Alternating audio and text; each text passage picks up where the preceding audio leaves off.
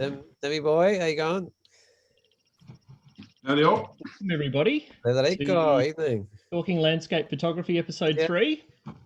We're really excited about this episode. I can really tell you that it has been a major challenge to try and work out our favourite images or our top images, and it's really actually raised a bit of a discussion point for us, I suppose, and that's what we're here for, is to have a talk.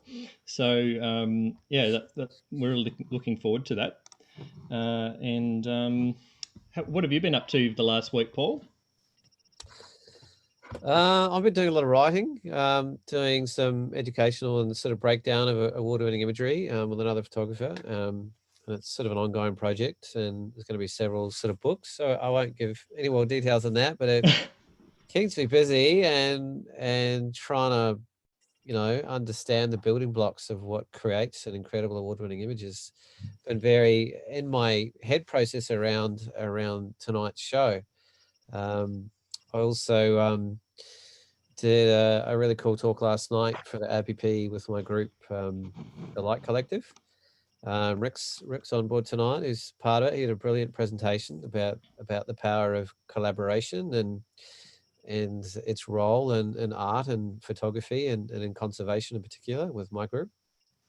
So that was a bit of a trip down memory lane and quite reflective and really really personally I felt really amazing after that to recognize and reflect and listen to the other lads and reflect on their time and their relationship and their understanding. I've had my own for all these years, and it's not always I sit down and just listen, and that was really quite powerful for me. I really enjoyed that. I think this process took a long time, and I would say, as Luke and Nick and I were reflecting on before the show, there is no definitive answer to this. And if you ask me this question tomorrow or next week, you probably get a different answer to some extent. And I'll get into it when it's sort of my turn. I'm going to try to take a bit more of a back seat and hang out the back of the show. But my choice of the way I filtered through this process was more along the lines of who I felt most influenced by, and if there's any particular singular image that came to the fore. I found that almost impossible to do. So mine's going to be a little bit slightly more of a wider brush, but I think you'll understand why the importance of why I think that is in my case. It's I think the other thing that really came up for me, and even in just terms of researching how you even find images, like it's very reflective of modern times, because when I first started taking photographs, the only place I would see them might be in books, or at the very, very most point, an exhibition. There was no internet. There was no way of interacting with people's work on a screen. And also from a modern perspective, in terms of the kind of images that influence me on a daily basis, they don't exist in books or in exhibitions. They're only on Instagram feeds and on digital platforms. So it was really quite reflective of how the way we share and our landscape photography and the way people interact with it has really changed. And next week we're going to be reflecting on that quite a bit in terms of landscape photography's role in social media. A little sneak peek there. Yeah. We Nick and Luke and I picked some of the same images, so we had to sort of take a bit of pullback before the show, and I think it's slightly reflective of our Tassie roots, which will come up during the show, which I think is pretty appropriate, really. That's probably about my week. Yeah, no, good stuff, Paul. How have you been, Nick? Yeah, good mate. Just been working.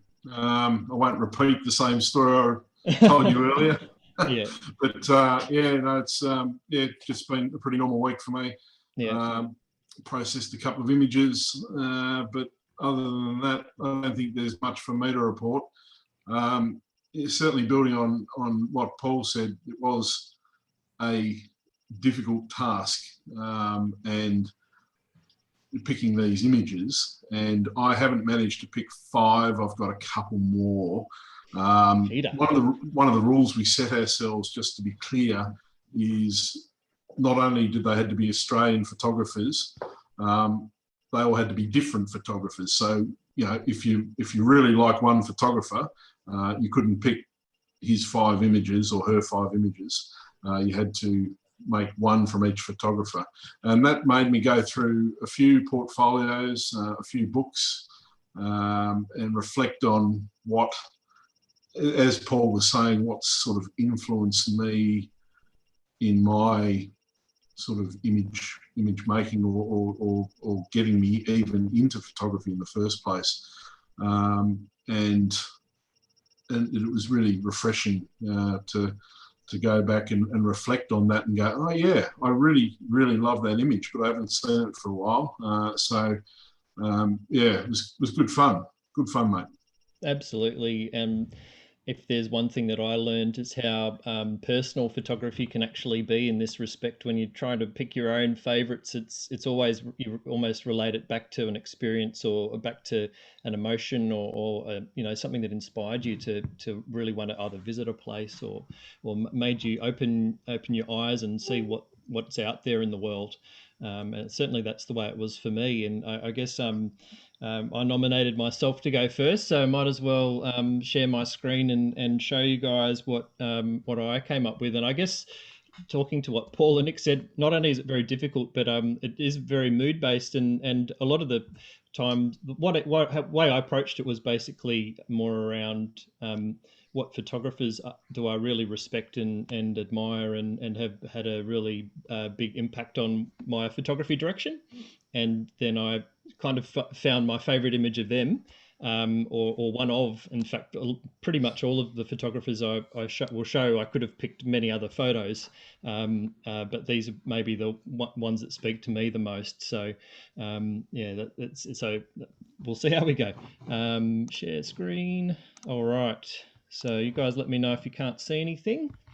The first image I've got here is by Dylan Toe of Everlock Photography. So Dylan is actually probably one of the first photographers I ever followed when I was first getting into photography. He was very, very active in the sort of early 2000s when I started to, around 2008, 2009, when I was starting to get into photography. He was putting out some amazing work even back then, and so I've been following him ever since. And this image is of Lake Mackenzie in New Zealand, and it's absolutely stunning shot. There's these beautiful reflections going on, amazing colour.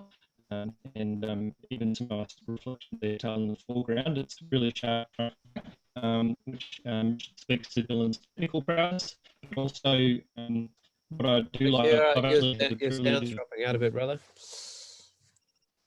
Okay. It's just warbling. Yeah, your audio is not good, mate. Okay. It's just gone a bit computerized and warbled. It was fine earlier. Okay. Oh, it's clear now. All right, we'll see how we go. I've just changed the setting. Sorry about that. That's the joys of being in Tasmania on fixed wireless internet rather than fibre to the home or whatever you call.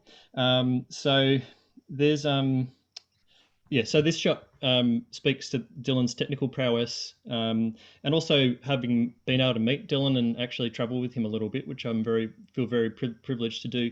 You know, it was actually a very unexpected moment that he was able to capture, and so and it speaks to his ability to actually be able to read conditions and be persistent and put the hard yards in to get an image. So that's so it means a bit more than just the picture itself. And I think that for most people, the pictures that they really admire have a lot more to them than just the image itself, if you will.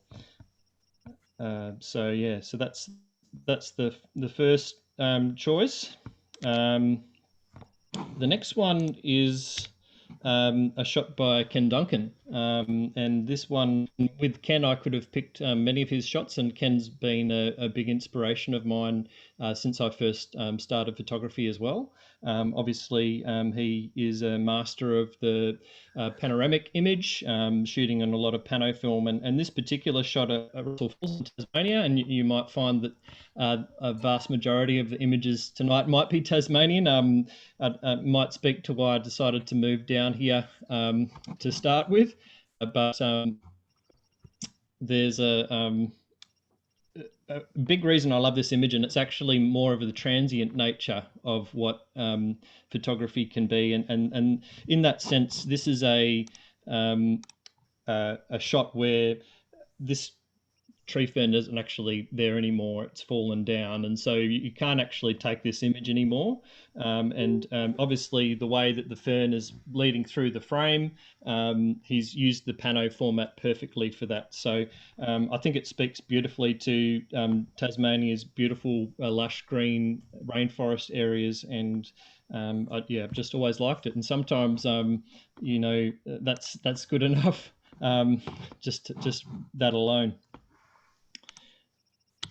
The next one is by a photographer called Dennis Harding, and he's a brilliant Tasmanian landscape photographer, maybe not too well heard of on the mainland, but he's been absolutely prolific and had a very excellent career in Tassie, putting out a whole range of books and posters and postcards and things like that. And this is a bit of a unicorn kind of shot in a way. You've got the golden Tasmanian fagus, which I think I saw on Rosie's background before. And also you've got snow at the same time, which is kind of like a dream. And not only that, but you've also got bluebird sky, mirror reflections, and it's all got it going on.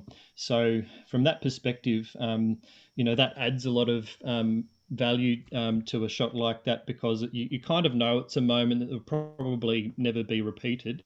Or you could try for many, many, many years to try and see something like this again, and it's likely not to happen. So that to me adds a lot of value to it, as well as it just being beautiful light as well in the morning there. So actually there'd be late evening, I think, by the look of that, because the sun would be rising behind the Acropolis. Yeah. So so that's my sort of third image. You want to leave it at that, mate, and go on and come back, or did you want to? Oh, that's a good idea. Yeah, we might see what Nick has to look at, and we'll come back to me to show my top two. All right, I'll stop sharing there. Right, and I will share mine. Was my audio a bit better towards the end of that? Yep. Yeah. Oh, good. Cool. You seeing my screen okay? Yep. That was a good lead in too, Luke, because that was Dennis Harding shot the last one, and I've led off with this photograph by Dennis Harding. Dennis is a really, really nice guy and a very competent and technical photographer, produces beautiful images. He was greatly influenced in the 80s by the work of particularly Peter Dombrovskis, and he got himself into medium format and large format film. And one of the cameras that he purchased was a Linhof Technica, which is obviously the same sort of large format film camera that Peter used. And this shot of Reynolds Falls, which is outside of the Cradle Mountain Lake St Clair National Park, in an area called the Vale of Belvoir Conservation Area, was shot in 1991 and on large format film. And this shot is my earliest memory of seeing the Tasmanian wilderness on display. This photo was produced in posters and distributed all over the place. You couldn't go anywhere into any national park centre, or everywhere I recall had this photo up on the wall, and there would still be buildings now that would have this photo as a poster on the wall. There have been lots of photos of Reynolds Falls over the years, but to me, this is the shot of Reynolds Falls. It's absolutely magnificent. And I think it's probably testament to the not only Dennis's skill, but also the large format film, because I've seen a lot of photos in recent times taken on 35mm digital, full frame bit digital, and they just don't have the same look. They don't have the same perspective that a view camera can bring, and that makes this photo even more special now, because I simply haven't seen anyone that's repeated something that's got this sort of perspective. And I haven't been to Reynolds Falls, and I will one day, but I believe when the river's flowing well, it's very difficult to actually move around, and there's not much of a chance to change composition. And I haven't seen this one repeated in this sort of way. I really recommend everyone check out Dennis Harding's work on his website. He's got newer digital stuff and his old film stuff on there as well, and it really is a treat for your eyes. So we'll make that the first one.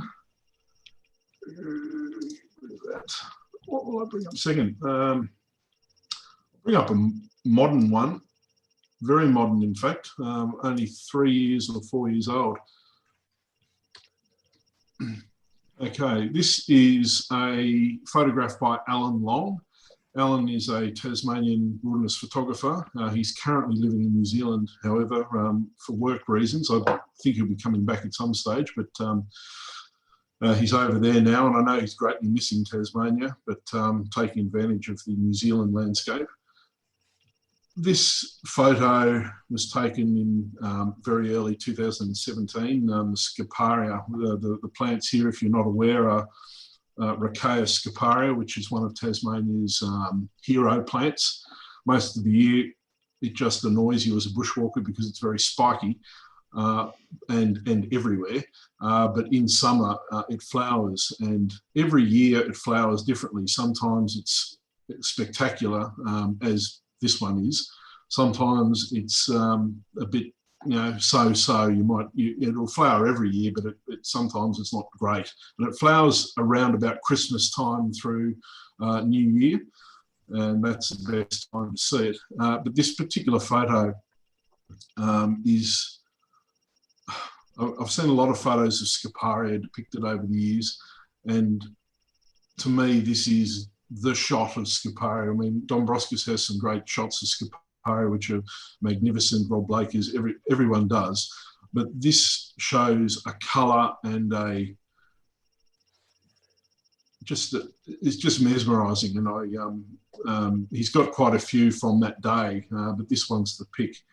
And it just leads you all the way through to the mountain. This is in the Mount Field National Park.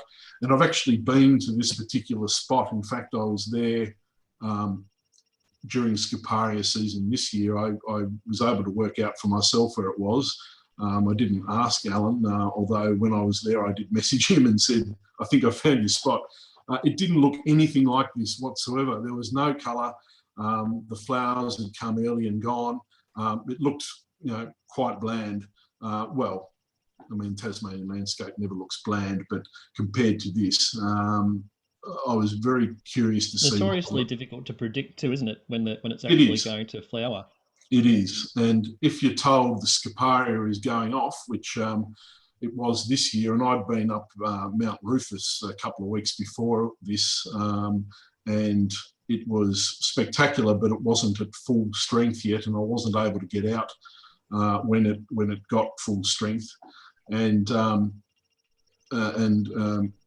Alan did, and really, I mean, I can't say much more. Yeah, it hasn't got that spectacular light to it, but it produces its own light. It's surrounded, all these green plants in here are the cushion plants that just sort of dot through to the mountain in the background. And I just absolutely love it. And it's one of those photos that I'll remember forever. So I'll share a third one, and then we'll go to Paul.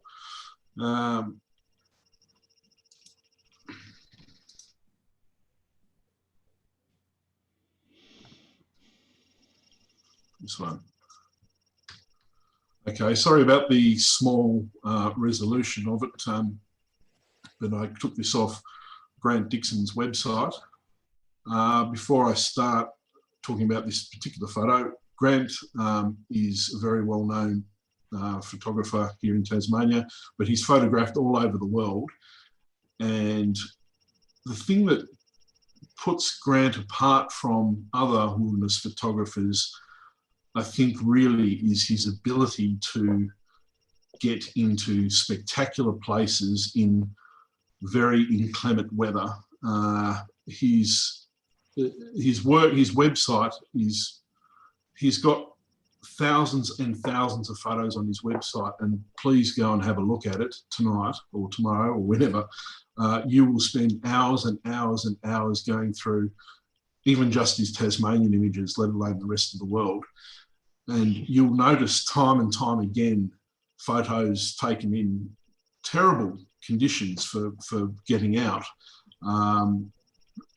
He goes places that most of us just don't have the ability to get to in those weather conditions.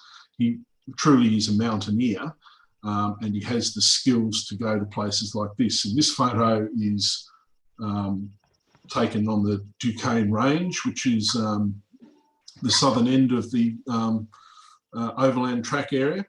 And you would just have to... background of the last shot that I had, isn't it? Yeah.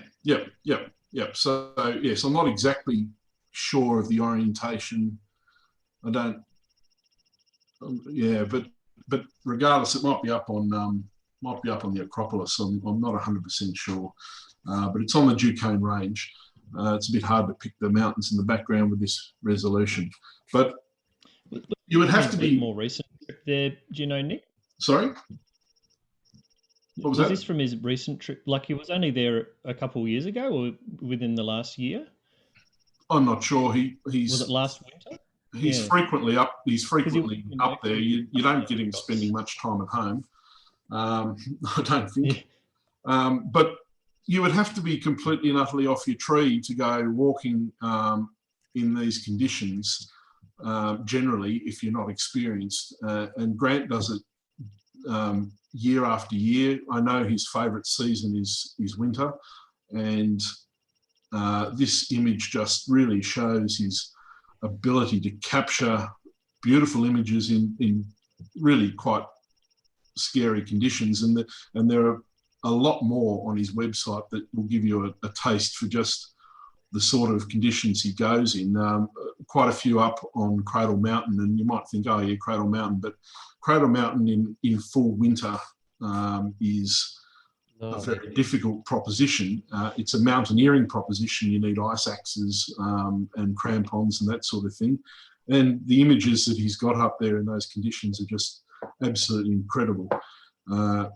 And yeah, I really admire him. He does things that I'll never do, and most of us will never do. And because he's out there so much, he's able to capture unique images that quite simply will never be repeated. And I'm absolutely in awe of his work and of him. And one thing about his work is it's very, very natural. He doesn't do much post-processing at all. In fact, a lot of his images on his website are from the film days. And it's just admirable, the quality that he gets without having to do anything to the photos, because he's just there in these high places in the right light and conditions. And it just goes to show that you get reward for hard work. But I'll stop sharing the screen now and put it over to Paul. Yeah, I'll share one in a second. My pathway is a little bit different in that I wasn't born and raised in New Zealand, in Australia, and I didn't pick up a camera at first in Australia either. So my my early influences were outside of Australia, and New Zealand in particular. And if anyone's heard of Andre Apps, APSC, I highly recommend having a look at that gentleman's work. And it's incredible how much he's still producing today, actually. But I think really, really early on, my set's a little bit more, probably a little more out there, and I guess a little bit more thought provoking, maybe, about what is a landscape and how traditional or not traditional we feel like landscape photography should be. I feel like I've been influenced quite a lot through my all the judging I've done in the last 10 years in the RPP and being in a group like the Light Collective. Rick and Niggy, you're on here tonight. They have a lot more conceptual capacity and vision behind their images that isn't necessarily completely brought to life purely just in the field. In terms of the imagery that we've spoken of already, all of those men have been incredible influences on me. When I first came here, Peter Dombrovskis' work just absolutely blew my mind. And unfortunately, Luke and Nick have already chosen my two favorite images, but I will talk to him. Sorry. And I didn't have time to pick a third. I didn't feel right. So, but the elegance and sensuality and incredible technical craftsmanship and the commitment this man showed to his work is like few on earth. I think he's the only Australian photographer to ever make it into the International Hall of Fame, actually. He's passed away now, and I think I arrived in Tassie literally just after his funeral. But the lineage that exists in Tasmania is incredible, and he was right, not at the end of it, but kind of in the middle of it, really. And down from him was Chris Bell, has been a big influence on me personally, and Rob Blakers is literally my neighbour, and Grant Dixon is also literally my neighbour, just about on the other side. I can walk to their houses within a minute from where I live. So I will show one of Chris's, one of Rob's sort of shortly. But there's a very, very strong, potent group of very, very fiercely passionate, conservation-orientated landscape photographers in Tassie that these guys are part of. And I've had the privilege to meet most of them and shoot with a lot of them. And it's been a huge influence on me personally as much as it has been professionally and in my art. Speaking of photographs, but going back a fair way, I sort of presenting mine a little bit more in a linear capacity. So you could argue whether this is a landscape or not, but Frank Hurley was an incredibly progressive photographer. And to me, as much as this image isn't about a traditional landscape, it is incredibly evocatively and deeply emotionally about a sense of place. Like it's just almost astonishing to try and put into words the kind of emotion that's just searing through this image. The raw physicality of it, the brutality of place, the narrative about humans' capacity to live and exist and even take on being in these sort of places just blows my mind.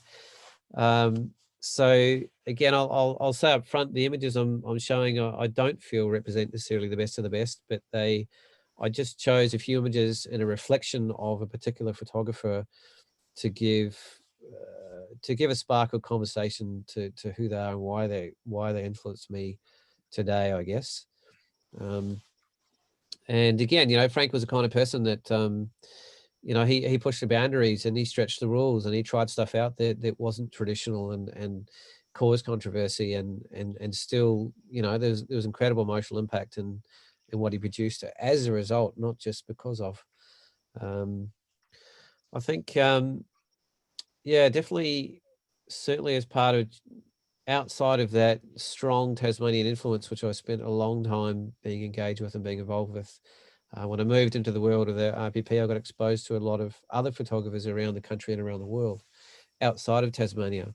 I could have made the top 5 easily, just these Tasmanian men we've all spoken of, and they will be an influence on me for the rest of my life.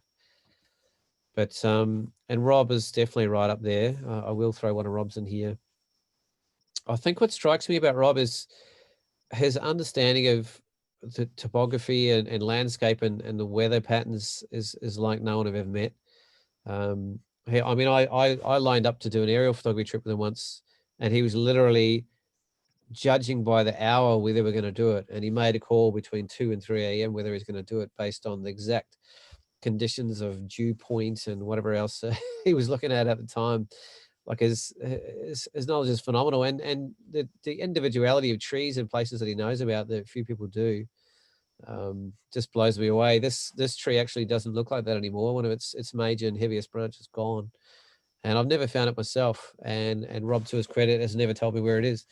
And I kind of respect that, and I guess I have a lot of respect for the man and his role in conservation and his selflessness of his imagery, and how his depth of knowledge behind all the influences on wild places that are happening, negative and otherwise, is phenomenal.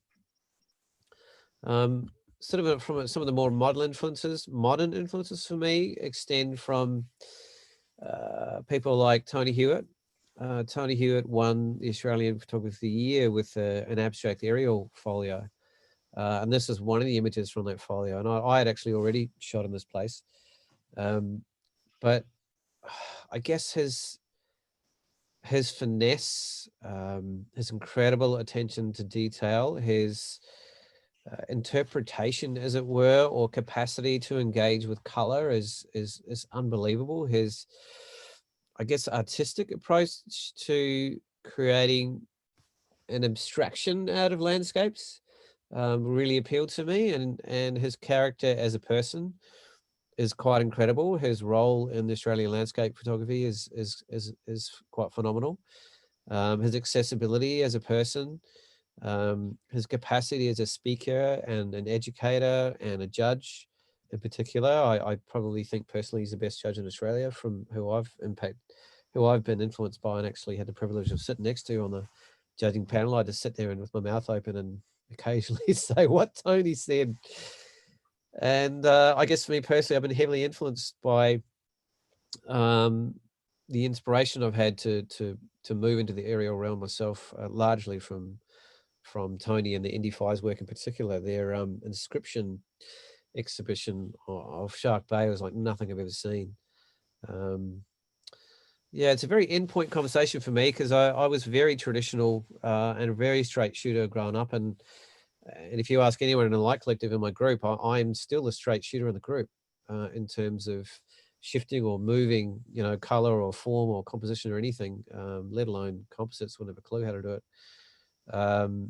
But I've been influenced by my time with those men and people like Tony who have opened up all the realms of artistic possibility and moved them and shaped them in ways that just suit their expression and their relationship of landscape. And Ignacio Palacios sort of wrote something that I've been working with him doing some other things, and one of his comments was it was about the honesty of representing the emotion of the landscape and how it made him feel is the guiding principle in terms of how he wants the image to be. And sometimes a literal representation can't really do that as an artist anyway. This represents an incredible project that Tony did called Girt by Sea. He's basically done something that no one in the world has ever done and can ever do again, at least not for the first time. He circumnavigated the entire of Australia by air, every single meter of coastline in this country, including Tasmania's. And he documented it from the air, and 45,000 images in about 31 or 32 days, I think, pretty much non-stop. And being an aerial photographer and having been in planes for long periods of time and multiple days, that's actually a brutal thing to take on, and an incredibly courageous one, actually. That is not a risk-free undertaking, running around the country in tiny planes and with very, very limited access to landing points and unpredictable weather and mixed fuel amounts that you can get access to depending on where you're going. So it's a real testament, I think, to who he is as well, that he had the vision, the grand enough vision to sort of take something like that on. So yeah, really inspired and really influenced by Tony. And another gentleman in that group, and I met these guys at the same time. This image behind me on the screen, actually, is the first image I ever entered in a competition. And I think it's still the highest scoring print I've ever had at APA. It almost won highest scoring print in Australia. And I ended up going out to dinner with Tony Hewitt and Kristen Fletcher because they wanted to meet this person that was suddenly popped on the scene and created an image like this. And I did at the time, I had no idea who they were. And, you know, and when I left and I sort of researched them, I started looking at the work going, oh my goodness. And up to that point, I really hadn't looked at much people's work at all. It was never really a modus of mine. I don't really have a collection of books or run around, look at other people's work, but I started opening my eyes and being more influenced or more open to absorbing what was around me. And Christian's work has a very simple elegance to it that that he can introduce across a lot of different subject matter, whether it's banal architectural work or aerial work, or he has a wonderful capacity to understand space that I really, really enjoy. There's a certain dimensionality to his work. There's a simplicity to the way he uses color, which I really, really super appreciate. And I've been a little bit sneaky in that I stuck a few examples in rather than a single image. Here's an example of an incredibly simple image that has a very, very strong narrative about, you know, deep that country, Australia, and, you know, the rawness of the landscape and its dryness and its heat and you know, that extra sort of color he's put in there brings another sort of emotion in there that triggers some sort of unconscious kind of experience and reflection around how it impacts you that you don't necessarily put into words straight away or even conceptualize. And I really appreciate that. Or at least that's the way I feel to see his work. And I think he's just really an artist at heart, and he would literally just stop photography and then just go paint for a while, and he'll do nothing but paint. And you know, he's quite progressive, and he should be a stand-up comedian. That's as a second job if you've ever met him. And this is actually an image of his that's quite controversial in terms of calling it a landscape, but I actually didn't know it was his, and I was sitting in front of a judging panel in Australia, and it just hit me, and I actually argued for it up to gold. And I think why is I'm still scratching my head around at the time, but I really appreciated the conceptualness of it and the statements about culture and society and the way, you know, we're controlled or told what to do through these different kind of elements and how we live, which I see represented in the cone. And there's a certain symbolism, I guess, that I hadn't really thought of in my own work as something I could consciously be allowed to use and produce and enjoy and legitimize as a landscape photograph. So, you know, it's definitely outside the realms of traditional, and you can have big conversations about that. But I just thought, partly for the sake of tonight, it'd be more interesting to at least have one of us kind of throw a spoke in the wheel a little bit about what it is and why. And I think there's a certain legitimacy to being open and exploring. So that's my first three. So I'll back off and let it back into Lukey's hands and stop sharing my screen. Cool. Unmute myself. Cool. Thanks so much, Paul. They were absolutely incredible images and very, very inspiring. I'll just switch back to the screen again. Here we go. So that was the last image that I'd talked about. One thing I didn't mention actually with this shot was another thing detail that I really appreciate is how the photographer has chosen to separate elements within the frame and not allow anything to intersect. And it's done so delicately here through where this Vegas almost could have intersected with the mountain, but it's extremely deliberately done in that. And I love seeing details like that where you can tell it's not just a coincidence. The photographer's really put a lot of thought into it. Anywho, so the next shot that I've got is also by Mr. Rob Blakers. As Paul's mentioned, he's a bit of a living legend down here in Tasmania. If you do have a look at his portfolio, you'll see why. If you're not familiar with his work already, he's certainly extremely inspiring in terms of how he goes about championing environmental causes, and whether it be bushfires that have been ravaging Tasmania over the last few years, or Tarkine or deforestation, those topics which are unfortunately still hot topics. He's just a very inspiring individual. But what I do love about this shot is elegant simplicity, I suppose. The way the branches of the trees sort of lean to the left of frame. You've actually got a really nice central tree in the middle there, which helps to break up the scene into two parts. And when you look at it in the background, you can actually see there's a very warm part to the image here where the sun's coming in, and a much cooler part. And having that warm, cool sort of separates the image almost into two parts, and you've got the tree in the middle that's doing that, which is quite nice. But yeah, obviously it's very much dependent on the light, an image like this. And a lot of depth, and I guess the mist in the background really helps with that as well. So I've always admired this image, and one day I will certainly buy a print of it when I can have some extra space on the walls. Yeah, for me, it's apparently also it's been Rob's best-selling print for a long time as well. So, which is understandable. I think it's even been on the cover of Lonely Planet Tasmania before, and probably crops up in a few other places. I've actually been to this location. It's Nevere Plains near Lake St Clair, Derwent Bridge, in sort of Tasmania's Central Highlands, and the trees there really are stunning. But yeah, to actually pick out a shot like this and make some sense of the chaos is also a very amazing skill that Rob has. Where if you dabbled in forest photography before, you'll know that it's actually, or for me personally at least, it's very challenging, because to make any sort of sense of that chaos that's going on and try and simplify the scene and make it mean something can be a challenge, and Rob's very much a master of that. So that's a bit about that image, and I'm sure that Nick will be talking about Rob as well.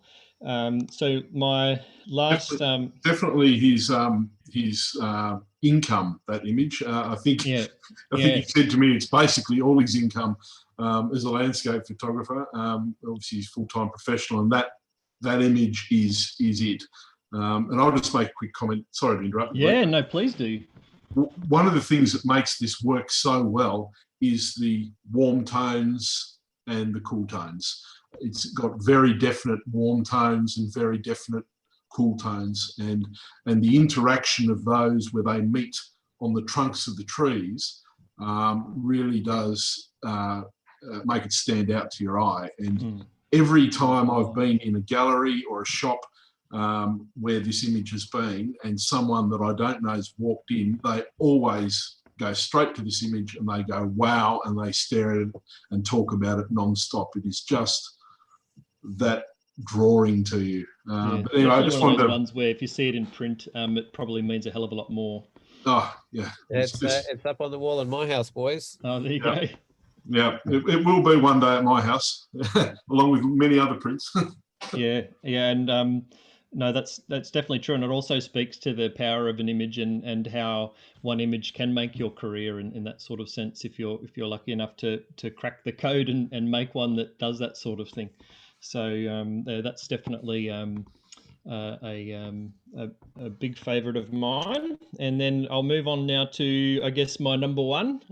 Although that's all semantics really, but for me personally, Peter Dombrovskis, as probably many Tasmanian and non-Tasmanian photographers, is a major inspiration. If you haven't come across his work, then it's a pretty good idea to take a look. All of his work was taken on film, very much a very laborious process for carrying very heavy equipment to some seriously difficult to get to locations. So just alone being able to get the equipment there, independent of actually being able to take a decent image, is already a major feat. And then to come away with absolute masterpieces on top of that is quite astounding. And this particular location is actually quite significant for me. and I guess why it's also a favourite, talking to that personal connection that you can have with an image, because another one of Peter's works, which another photographer who's submitted images will be able to talk about later, had also inspired me to go to a location in the Western Arthurs, and which is where this was taken. And before I went there, I actually looked through a lot of Peter's work and tried to understand what he was capturing in the Western Arthurs, and getting a feel for the place. And I really kind of enjoyed, as I was going through the walk, picking out where he may have taken those photographs, and almost in a way of I like the ability to dissect how a photographer may have been thinking at the time, and how they may have composed it, and by actually being there and trying to sort of put my feet in their shoes in a way, reverse understand how they may have done that, and hopefully I can get some learnings from that. And so anyhow, I managed to work out where most of his images were captured, but I couldn't work out where this shot was taken at all. And I knew it was Mount Hayes in the background, but I couldn't see during the whole trip where it would have been done. And just as I was leaving on the final day before we descended off the range, I looked over the one of the edges down a cliff, and you could actually see this little creek trailing off in the distance. And I realised that that's the image that I needed to come back for, to actually see this place and understand it when I came back next time. I still haven't been back to this particular little spot. When I got back down to back into Hobart after the adventure that we had, I went to the Wild Island Gallery, which is actually run by Rob Blakers, who took the last picture, and this was actually hanging on the wall in the gallery, which was quite fitting. And on the side, on the plaque that was next to it, was written that it was actually one of the last photographs that Peter Dombrovskis had actually ever taken, and he was found up in the Western Arthur Range after he passed away with a heart condition, and in the film that he had was this image. So obviously very powerful image because of that, and I felt a bit of a personal connection to that, because I was trying to understand a bit more about it as well while I was up there in the mountains. And so really, really profound connection. But obviously the image itself is also beautifully done, because you've got extreme detail here in the foreground, and it actually, because he's able to tilt the equipment that he has to avoid depth of field issues, it's sharp all the way to the back, which is quite and without having to focus stack or anything like that. It's pretty amazing. And then obviously you've got the gorgeous stream leading the eye back into the frame, with a very domineering figure of Mount Hayes in the distance, probably taken in the late afternoon, and that beautiful golden light that you get at that time of year. I believe it was taken in 1990. Well, it would have been taken in 1996.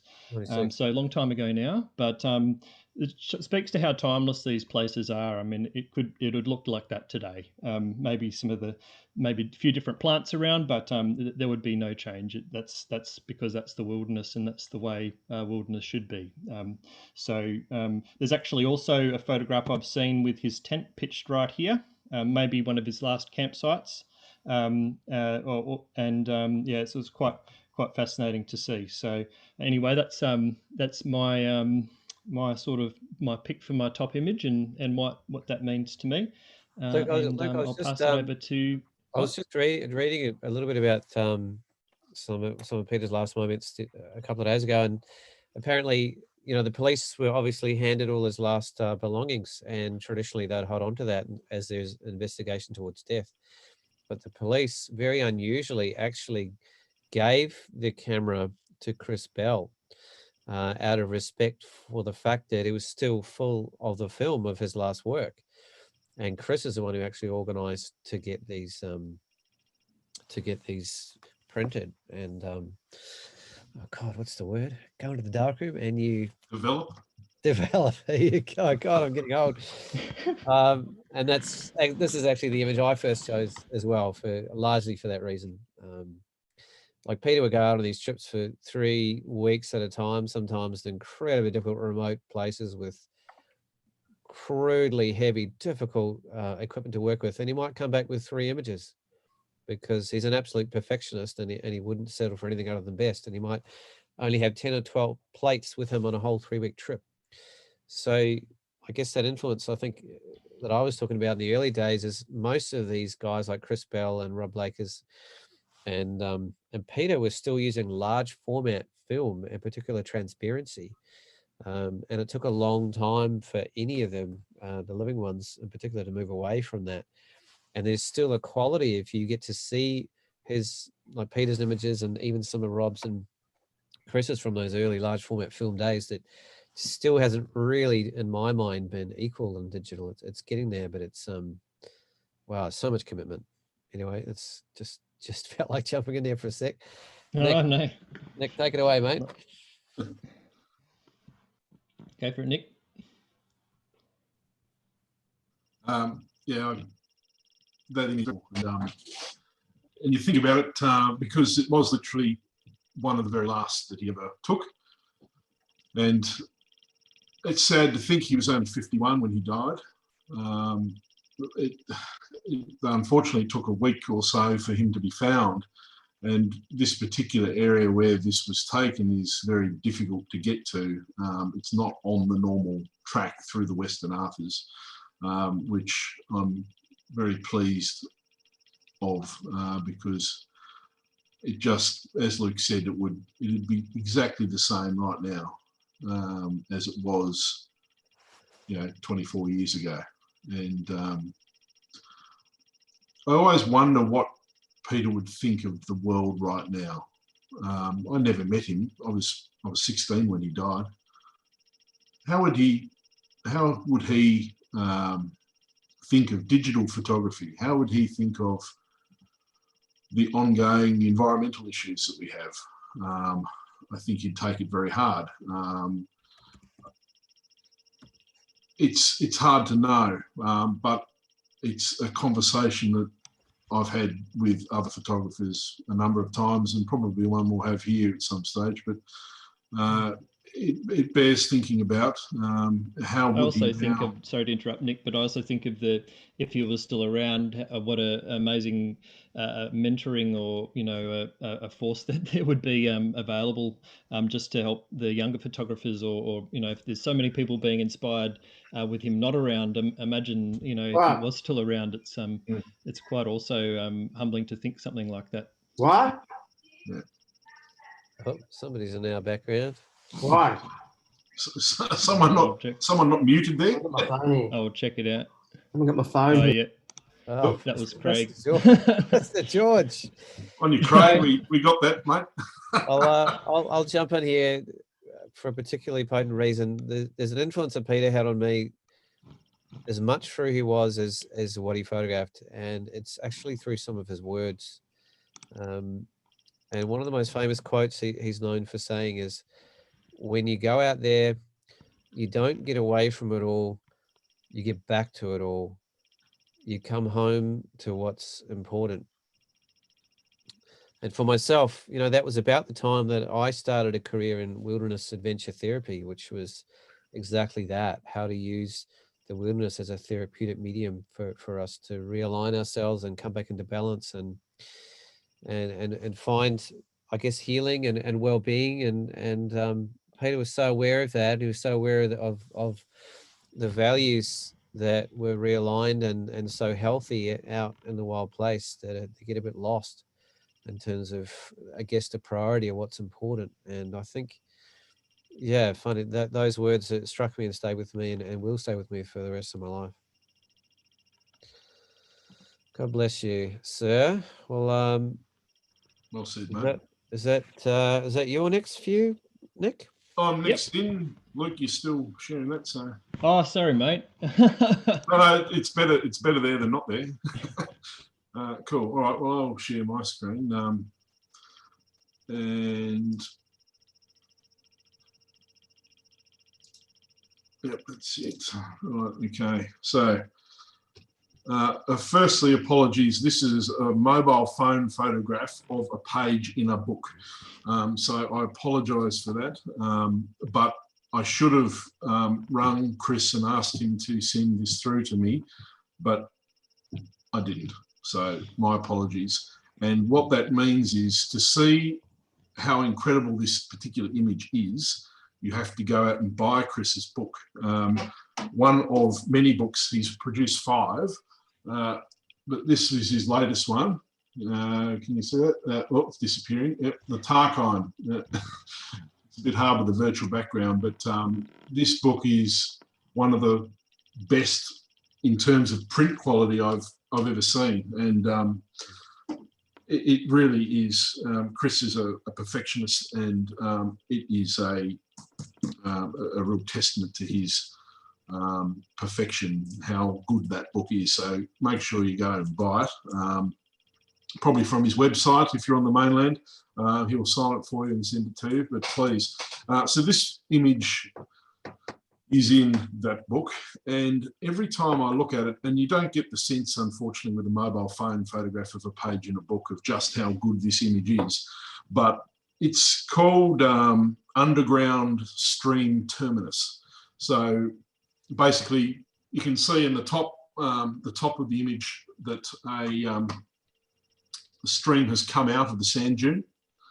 It's travelled meters, and then it's ended in this amazing tongue of sediment, and then disappeared back into the sand dune. And every time I look at it, and again, unless you actually look at it in the book or in print, you don't really get the sense of how amazing this is. But this, the silver edges here, they're really metallic, and it defines it in a third dimension, in three-dimensionality, that I just can't explain without you actually seeing it in print in the book. It just sort of sticks out from the page, just comes straight at your face, and is sort of suspended there, this tongue of sediment and metal, and Chris is a pretty straight shooter. This was there, and I don't know how to explain it. I've never seen anything like it, and yeah, it very ephemeral. I'm sure it changes all the time, and it's yeah, it really is. I mean, it looks terrible in this with the unsharp from the mobile phone, but I can tell you it's sharp front to back, and just the three-dimensionality of it's testament to the printing, testament to his skill, everything. But Chris Bell was great friends of Peter Dombrovskis, as you heard, and was actually out searching for him when Peter succumbed in the wilderness. But his skill is particularly in capturing the detail and the art that's present in the Tasmanian bush and elsewhere. One of his books is actually based on one of the national parks in Queensland. The book's called The Noble Stone. And his ability to capture detail and convey the emotion of the landscape is up there with the best of the best. And I think he's somewhat been from a similar era of Peter. He's certainly a bit younger than Peter was, but I think he somewhat lived in Peter's shadow because everyone talks about Peter first. But he really is. He probably is. With Rob, Tasmania's and certainly one of Australia's finest landscape photographers. Make sure that you also check his other books. He's got 5, but I definitely recommend this one. I'll have to unshare my screen from it. People can't see my thing. Anyway, it's called Beyond the Reach, Cradle Mountain, Lake St Clair National Park. That's his earlier work, or some of his earlier work, which is a fantastic book. But Primal Places is next level printing, like the Tarkine. It's just, I can't show it, but anyway, it's brilliant. Make sure you seek them out. They're wonderful. Anyway, I'll move on to the next image.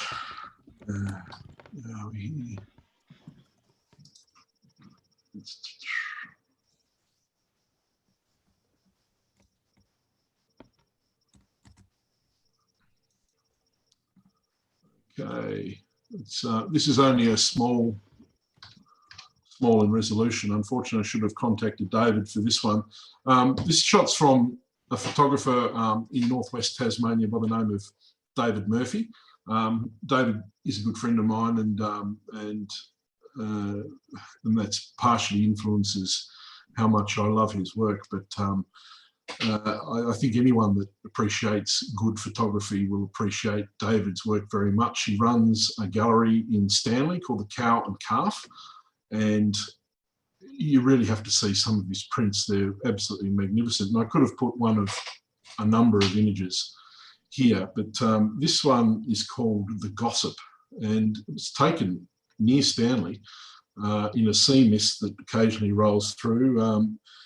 And I believe these tea trees are no more, or certainly reducing very much in number. So David's captured a moment in time with these. And I know there are a few other photographers that have done very well with these particular tea trees. I think Mel Sinclair's got some beautiful images of these tea tree as well. And but David, certainly the ones in mist, the first I've seen of these, and it's just so delicate and beautiful, and they're just wonderful trees, particularly if you can get them in a clump like this. Yeah, I really encourage you to check David's work if you haven't heard of David. And if you're in Tasmania, you have to go to his gallery at Stanley, the Cow and Calf, and have a chat to him. He loves to talk. He loves to drink, but he loves meeting other photographers, and you'll be blown away by some of his work. And this one is one of my favourite ones of David's, among many. But this one is, yeah, particularly nice. So get off there. Can we go for time? Oh, not too bad. Not too bad. Yeah, David prints and frames all his own work as well. He does. And he's an absolute gentleman, wonderful character, and a good friend of mine as well. I highly recommend. He does a really amazing job of matching his prints to the frame as well, which is something I noted. He had an exhibition recently at the Wilderness Gallery at Cradle Mountain, and I really did. He actually you could see he put quite a lot of effort into finding a frame that worked well and making it an overall aesthetic, which was really nice. Yeah. Yeah, absolutely. He's wonderful work. Now I've got a couple more to go. I did end up with 7. I'm sorry about that, but that's how it runs. Paul did steal my Rob Blakers spreading myrtle shot, which was this one. I was going to show it as well, but I won't. I've quickly dug into Rob's website and I'll show a different myrtle. Both of those trees are very close to each other. They're in northeast Tasmania, so they're not in the Tarkine. You do get trees similar to this in the Tarkine, but they seem to be they tend to be taller and not quite as. They're certainly very wide, etc. But I mean, I'm being very general, but you know, there'd be trees like this in the Tarkine. But in the northeast, in 4 or 5 different pockets of forest, and when I say pockets, I mean it because they're pretty much surrounded by logging, and will be in the future as the future potential production forests have been opened up, and a lot in the northeast. These are currently protected, these trees, but there are a lot that aren't. And these pockets of myrtles up there are just magnificent. They're very much off the radar. They're not on any normal sort of road or trip that you'd make as a tourist, and they're not that easy to find. I have, unlike Paul, I've been to this spot and seen this tree and the spreading myrtle, and the spreading myrtle, the other one that, as Paul said, that collapsed in a snowstorm. When a heavy snowstorm, the weight of the snow on the branch collapsed the main, or a couple of the main branches, it's still there. It's still very much alive, but it looks a lot sadder than it does in the other photo. But this particular tree is still there and looking as healthy in the photo here. It's still just the same. And there are many other one or quite a few other ones similar to that within a very small area. It's a great spot. But a lot's been said about Rob, but I just wanted to personally say how much he's influenced me. And I was very lucky. I got my, sort of break, I suppose, in landscape photography when Rob and Wolfgang Glowacki invited me and another guy called Michael Gay, who's a friend of mine, to exhibit with them at the Long Gallery at Salamanca about 8 years ago. And it was a big moment for me in my life because basically a hero of mine was inviting me to be part of his exhibition and to exhibit alongside him, and that was wonderful, and I really thank Rob for that opportunity, and he's such a wonderful person. Wolfgang as well is wonderful, and Wolfgang's got a gallery up in St Helens. He's well known. Look up his website too. Top chap, and feel free to drop in and see his work as well. But I thank Rob for his friendship and advice and guidance over the years. It's been very, very helpful and humbling. So thank you, Rob. Nico, I'll jump in there for a sec. I actually spoke to Rob yesterday and I've invited him to come on the show. Yay! So all things going well. 20th of May, he'll be our guest, and the topic will be the power of conservation and photography. Well, there would be no one better place than Rob Blakers to talk about that. Oh yeah, so fingers crossed. He did say if the parks open up, he might be buggering off bush. But, he'd be getting itchy feet too. In theory, at the moment, yes. he said yes. So that would be quite amazing, actually. Yeah, for all of us. Yeah. Very excited about that. It's terrific. Well, I will finish off with just my last image, which has to be a Dombrovskis. And I stole this one from Paul. Well, Paul and I both chose the same one. It's another myrtle. I love myrtles. They're magnificent trees, and there is no greater capture of a myrtle tree in photography than this particular one. And that's not just my opinion, that's an actual fact. So don't try and debate me on it. This is, there's a huge of this at Wild Island Gallery. You have to go and see it. It is magnificent. It's been remastered by Simon Olding. Of course, Simon was on last week, and this is one of the prints that he's remastered. And this is Tasmania, the wilds of Tasmania in a single image. It just, it's beyond description, and it captures the myrtles, it captures the pandani and the mist in the background, and there's probably some of those background trees are actually king billies, but potentially I might be wrong. It's hard to tell. But this was captured near Mount Anne. Actually, I can make that bigger, can't I? Near Mount Anne in the southwest Tasmania, and I've been in a similar area to this, not the same one, and Luke's been to a similar area to this, and it's another world. It's very, very, very special, and it was also very scary when those fires came through a couple of years ago, and oh bloody hell! There was really quite.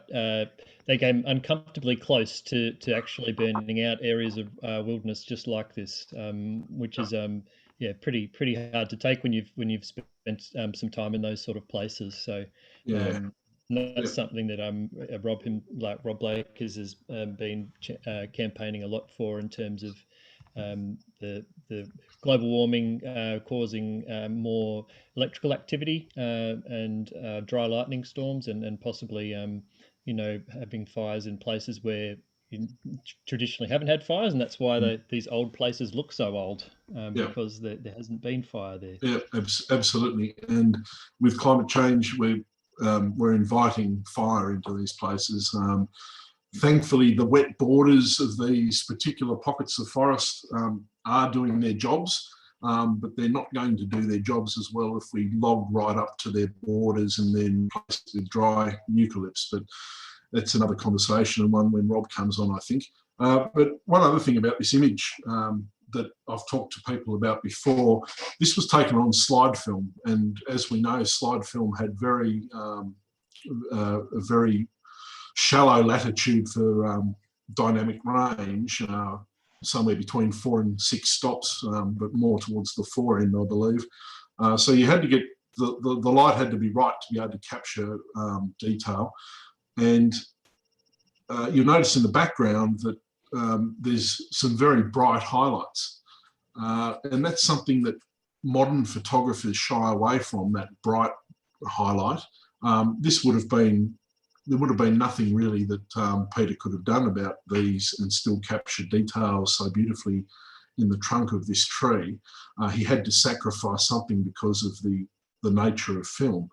But this image doesn't suffer at all from that. And I think there's a lesson to us all about highlights and shadows are similar, that don't be afraid to, take them close to white in certain circumstances. It's not necessarily a bad thing, and I think if the highlights were crushed in this image, it would actually detract a lot from the atmosphere that's here. So it's worth pondering when you look at this image, and particularly when you go down to Wild Island Gallery in Hobart and have a look at the larger image, as to these bright highlights and does it really matter as much as we think it does to be so careful of highlights? Yeah, well, sure it does in some circumstances, but it certainly doesn't matter in this image. So anyway, that's my last one. I'm not going to bang on about Peter. We've already done that. He's an absolute hero to us all. And I think I'll stop sharing my screen. What are we talking about now, Iggy? For I think it's my next. So the other gentleman we haven't really spoken much of, who is incredibly influential on every single one of the photographers we've spoken of, is Olegas Tyrkanis. Oh, yes. And in fact, I find it quite amazing we're not sitting here with some of his images, but his character, his presence, his vision, his mentorship, and his trailblazing as a landscape / conservation photographer is possibly second to none in Tasmania. Peter's influence possibly became more international and global, but Peter was essentially, mentored by Olegas. And Olegas started such a cultural movement in Tasmania with his sold out shows all around everywhere. And he had a very dichotomous life, and then he actually worked for the hydro, which at the time was kind of the equivalent of forestry now. And he was quite fierce in that, well, you've got me from 9 to 5, but the rest of the time is mine, thanks. And yeah, if you hadn't seen the film called Wildness, it's an incredible story about that relationship, particularly between Peter and Olegas, and then passing down on to Chris Bell. And it speaks a lot to the lineage and the power of imagery and conservation. So it'll probably come up in a bit more depth in our show about conservation, which is just going to be pretty emotional and pretty amazing, I think. So probably one of the most saddening things about Olegas' story is that many of probably his best images were actually incinerated when his house burnt down. And so who knows what amazing imagery the world never saw because of that incident. So that's it's quite sad to think about.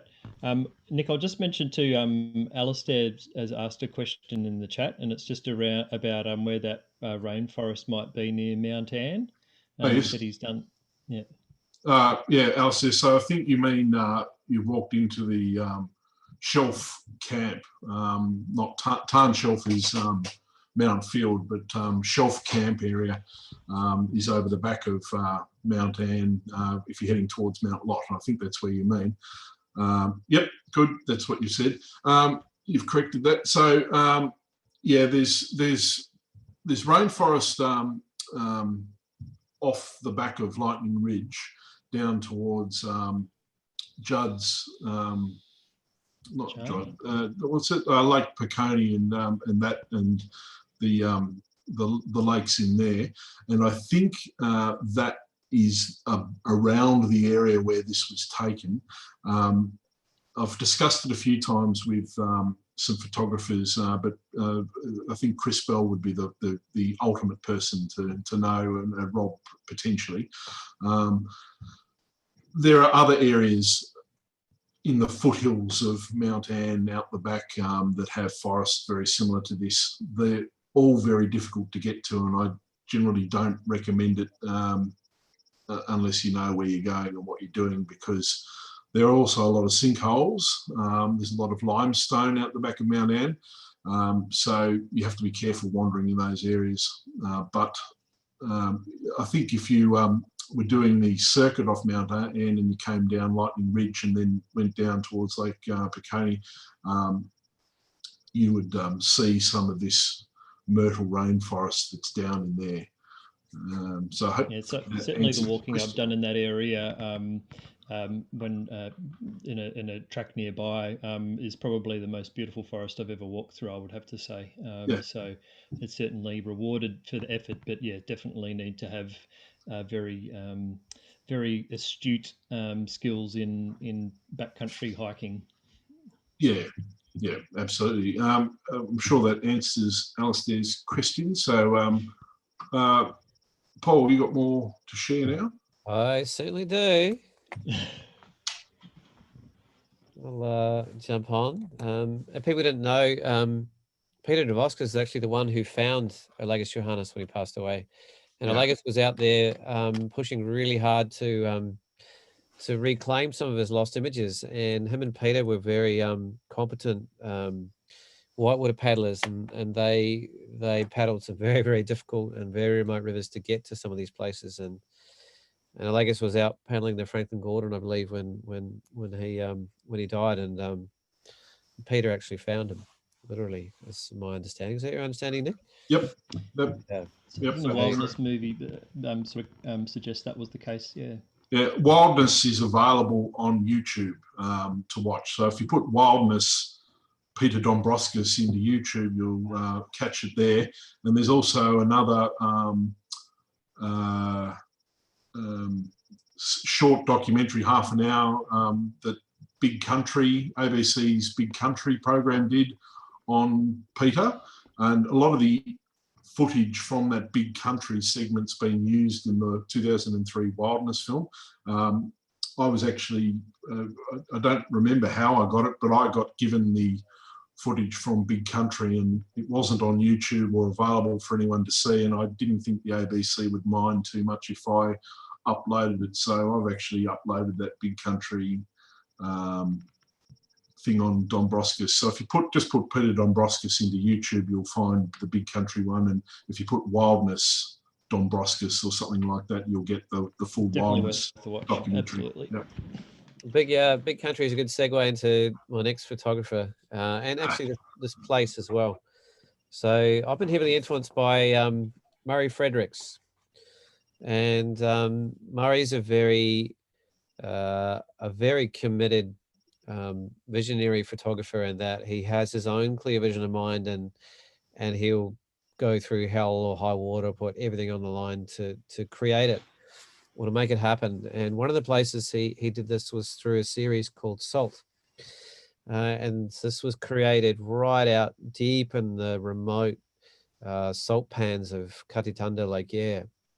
And this is an image from one of a series of images around salt. So he literally would camp out here for weeks, even months at a time, solo. And if you've been out there, you realize it's an incredibly remote, brutal place to spend time. It's one of the hottest places in the country, one of the driest, and one of the most barren, and one of the more remote ones. And to get out into the middle of these lakes, he'd literally ride a bike, like a fat bike. And if you ever tried to move anywhere through a salt pan, you get an idea if that's quite an undertaking in itself. And he'd often have a trailer full of heavy equipment. And his camera craft is incredible. He'd use very, very high resolution, even experimental sort of edge camera systems. I think he moves around on what those systems are. And but his level of craftsmanship around his body work is incredible. And he produces images up to 3 and 5 meters wide. And the detail on them is phenomenal. So his craft is testament to be able to, not many people in the world I know that produce landscape photographers that produce images that large with that level of physical detail and resolve and quality in them. And the conditions he often shoots them requires quite a deep technical understanding of how to capture them as well. So and he's not afraid to sort of push the boundaries and move out in different directions and try some new things as part of his projects, as I'll get to. And so another series he did called Vanity was actually also shot out there. And a lot of it was shot at night or in different kind of atmospheric conditions. And he literally carried and dragged these massive mirrors out there physically. And he created these images in camera. And so, I don't know, I've always found it really thought-provoking and a little bit provocative, this kind of series about what does it mean and how do we relate to landscape and what is it mirroring in ourselves. And there's lots of different ways you can read into it. And Murray also has been one of the more successful photographers, and having his work represented at extreme high fine art level around the world and have the value of his work is incredibly high. And in the modern landscape photography realm of Australia, that's actually not very common. And there's not many people that have done that well, I don't think. I stand to be corrected, but he's certainly right up there. And that's something I also admire about him, is that he stood behind his vision and his work. And he's particularly originally, as part of these processes, he chose places with essentially a 360-degree horizon, where everywhere you looked in the same direction, it was just flat, open, bare horizon. And Lake Eyre is 10,000 square kilometers in its scope. And you physically, I've been in a plane right out in the middle of it numerous times, where even thousands of feet up in the air, you can look in every single direction, 360 degrees, and see nothing but a flat horizon and no feature whatsoever. He also produced another series where he went to the Greenland ice cap to do something very similar. And I think it almost killed him like twice. Pretty extreme sort of environments that he's putting himself out in. And he's a family man as well, so it's quite a huge commitment. There's a real subtlety and boldness, I think, to the way he interprets light and place and space. There's an incredible handling of gradation of tone in particular. I see a lot of his images that's easy to pass on as just being a bit too subtle, and yet has a beautiful, not quite complexity, but sophistication, I guess, in terms of how it presents and how it can be interpreted. And yeah, he just chooses these immensely broad landscapes that just have so much space, and he almost waits for nature to fill it. At least particularly in his early series, literally spend weeks out there. He might get nothing for days and days and days and days in a row until some atmospherics decide to come into frame. So another photographer I've personally been heavily influenced by is a very dear friend of mine called Scott McCook. And I just spoke to him this morning, and he's been without a camera for a year, and he's just got himself a 100 megapixel Fuji as of this afternoon. He's a specialist aerial photographer. He's also a brilliant astrophotographer. But I remember when I was heading over west to judge the West Australian Photography Awards, and I asked all the guys in my group, the Light Collective, do you know anyone over there I could connect up with and do some shooting with? And they're the ones that pointed me towards Scott. And before I even got there, and just a few messages on Facebook later, having never met the guy in my life, he'd lined up 8 days worth of driving and flying all around northern and central West Australia for a complete stranger. And we went out and did some of the most incredible and most thought-provoking and provocative aerial imagery I've ever done. Scott is definitely the kind of artist who's not afraid to put his own stamp, to use whatever tools are at his means to sculpt and form an image into the kind of image that he wants it to be. He imbues a lot of emotion, a lot of symbolism and metaphor in his kind of work. I wouldn't say necessarily this is my favorite of his, but it just jumped out at me as one to introduce him. I actually remember sitting in the side of the plane while he was shooting this, actually. And again, a little bit lost. Scott's really, his handling of detail is phenomenal, and the subtlety of what he sees. And you can't quite see it in this image, but right in the sort of top center, there's actually like an emu track or something, like walking through the middle of down the edge of the thing there, as a gorgeous little kind of reveal. And there's often little sections of things that people can find. And Scott and I was also at the time really drawn to less natural landscapes, and I started capturing mines and different kind of more probably abhorrent kind of landscapes in a way, and finding beauty in them. And I felt quite disturbed by it.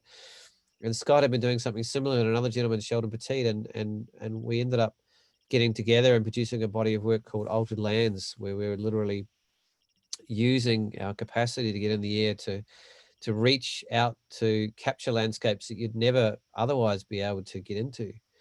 I mean, the Australian economy is built on ripping things out of the ground. Basically, that's the essence of its economy, is at least resource orientated process, extraction processes. And most of those places are out of sight, remote areas, and you're not allowed to go in there, and nobody knows that they're happening. And by going to the air, like, everything's kind of revealed. But just, personally, he's been a really big influence on me, and will be for many years to come. And Scott and I actually just went and spent a week shooting aerial photography with him in January in West Australia. I think another person I think it's really significant to mention in terms of the landscape of Australian photography is Les Walkling. He's part of the ND5 group, and I think his biggest influence, I think, for me personally, is understanding the transition from camera to print, and how much is involved, and how much knowledge and subtlety and complexity exists to translate an image, honestly and authentically into a print that can do justice to what the landscape presents to you, or even what you manage to capture in your camera. And in some ways, maybe even beyond. But if you hadn't heard of him, I've personally done a lot of training with Les. He does a lot of one-on-one stuff in Melbourne. And even Simon, who we had on a show last week, he actually literally just did some training last weekend with Les, and has flown over there and done plenty himself.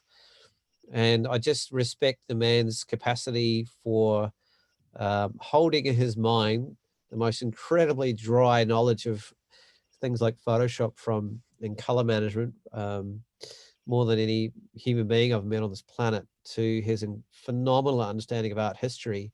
And he's also actually a doctor of philosophy at the same time.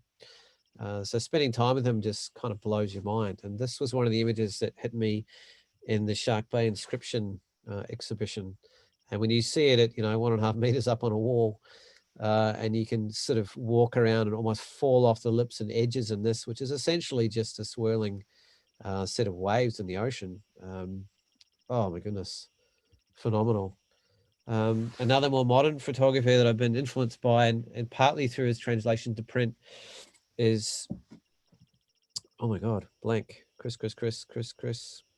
Oh my God, I just got a blank. It'll come to me. He also won Australian Photographer of the Year in the RPP with an aerial body of work, an abstract aerial body of work, a few years after Tony did. And it really sort of blew me away that Chris Saunders. That's it, Chris Saunders, that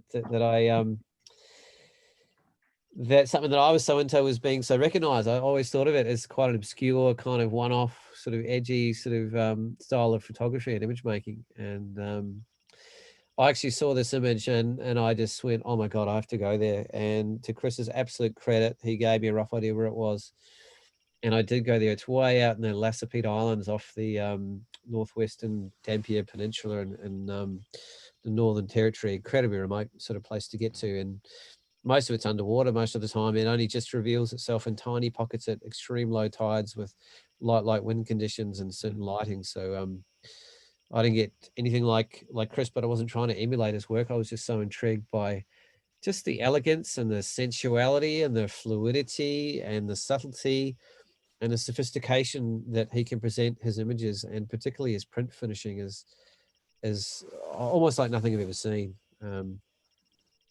This one is, I actually did a print swap with Chris for this image, and it's just getting framed right now, actually, and I'm looking forward to being on my wall. It's called Flame Tree. And Chris shoots with really high-end phase 1 equipment, which I'm a little bit jealous of. And when you see the caliber of the files and just the intensity of detail and the elegance of the file structure is, if you ever get a chance to try one out, it's kind of, in a way, it's a bit hard because you can't really go back to my good old little Canon cameras, but at the same time, it's nice to know it's possible and in the hands of masterful image makers. Again, like, this is probably a little bit more controversial, and it's I can't speak to if this was a found image or if that was the actual file, color structure that was there, but I'd in a judging situation, that's not relevant. You just judge what's in front of you and its narrative and its impact and its emotional use of color and its design features and where it goes and what it says, and its strange dimensionality and its obvious kind of raw, powerful sort of symbolism as well. And I think, personally, I'm quite drawn to more abstract rather than literal imagery. I think there's more to be interpreted. There's more that's being required of the viewer. It's not sort of giving all its secrets away necessarily. It engages a part of your mind that's less literal and more figurative and more emotional orientated and more into storytelling and bringing your own experiences and your own filters into what you feel like photography is. And by stripping away the obvious kind of landscape scale and markings and literalness of knowing where something is, you're asked to really, or challenged at least, to engage with all these other parts of you being, the figurative and symbolic and metaphorical and texture based or emotional based. And I personally really enjoy that as I develop and evolve in my image making. And lastly, this is also an image by a friend of mine from the Light Collective, Adam Williams. And what I feel about Adam is probably one of the most brave and courageous and progressive photographers I've ever met. And that he's unafraid to present and produce bodies of work that really might challenge. He doesn't do it to challenge anyone. He purely does it for his own reasons. He has a lot of a deep journeying with mental health and depression and anxiety, and he's been working on a series to really encapsulate that in landscape and in place. And he's done that, through what people wouldn't see as traditional landscape photography at all.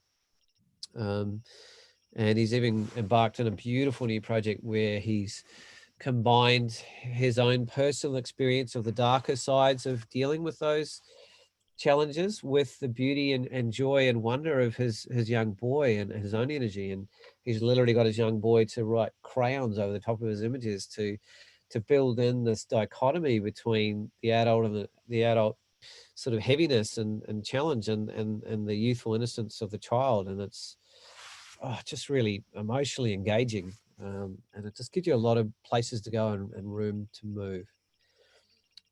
So I'll stop there because there's many more I could go back to and explore, and I do have a whole series of other images I can come back to. But I think it would be nice to to start thinking about how to open up. I'll quickly throw these out, just really quickly, actually, because I'll appreciate it. So this is one of Ignacio Palacios's images, and what I feel like this image does incredibly well is its sense of design is absolutely perfect. The way the angles and lines and shape and color direct and flow around this image and move you around, and its level of dimensionality and spatial depth and its use of the blue and cool tones and warm tones in particular to throw around your depth perspective is quite amazing. And it's actually quite a controversial image in a lot of ways. When I first saw it, I really hated it and I didn't like it. And I felt like it was fake or it just had a unbelievable use of color, partly because I'd actually stood there and been there myself. And over 6-7 years later, I think it made the cover of Australian Geographic actually, and learning a lot more about the way an image maker can honor their own vision or their mindset or emotional engagement or their narrative or what they want to say, and to stand by it using what tools they have in their arsenal is quite an amazing thing. And that's been a long, slow and quite challenging journey for me actually, but I've learned to really respect even from afar, sometimes different artists' processes and ways of using what's available to them.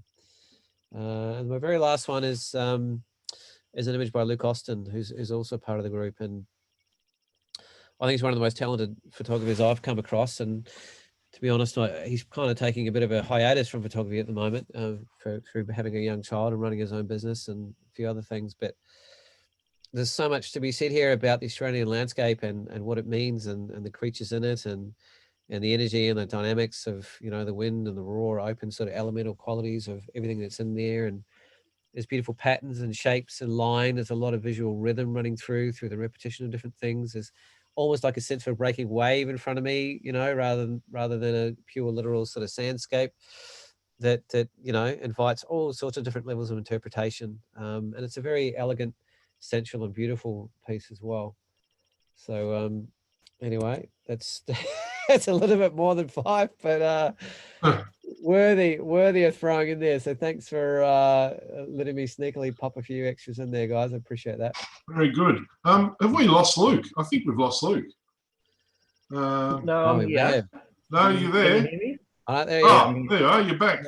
Yeah, I've had some anything that could go wrong has gone wrong tonight with my computer system, unfortunately. So I've had to switch to my laptop, Cool. which is inconvenient because that's what that doesn't have the images that that I was going to talk about that the everyone had submitted, but there was 2 that Paul already has there that has actually been submitted, and they were actually by from Tim Rate. So Tim submitted some shots, which was I think he had some double ups there actually, which was it's quite interesting that you can pick whatever image that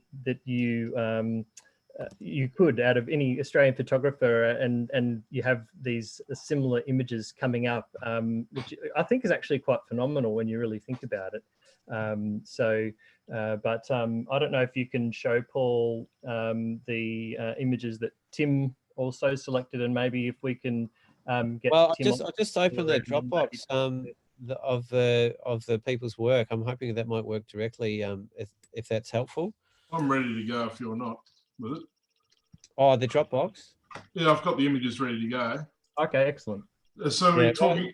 You can do it. So we're putting Tim's selections up, except the ones that not the double ups.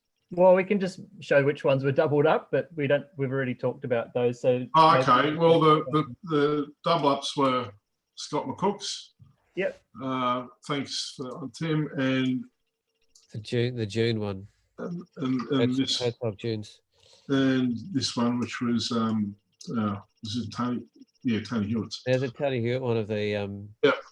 Yeah. So we won't get Tim to talk about that, but I'll put another one up. You need to share screen. I didn't know if share the screen. No, you haven't shared screen, Nick. All right, hang on. Oh, God. I've got it here if you want me to do it. All right, we're all good. So anyway, those 2. But Tim, can we get go Tim? back and show them, Nick? Yeah, hi guys, how you doing? We'll get Tim just to do it. Before I start talking about a couple of images, I just thought I'd like to say thanks to Nick, Paul, and Luke for waxing lyrical on their favourite images. I found it highly insightful. So thanks, guys. It's been a wonderful hour and a half or 2 hours or whatever it's been, but it feels like it's been 5 minutes. Good man. It's good to hear. Thanks, mate. This.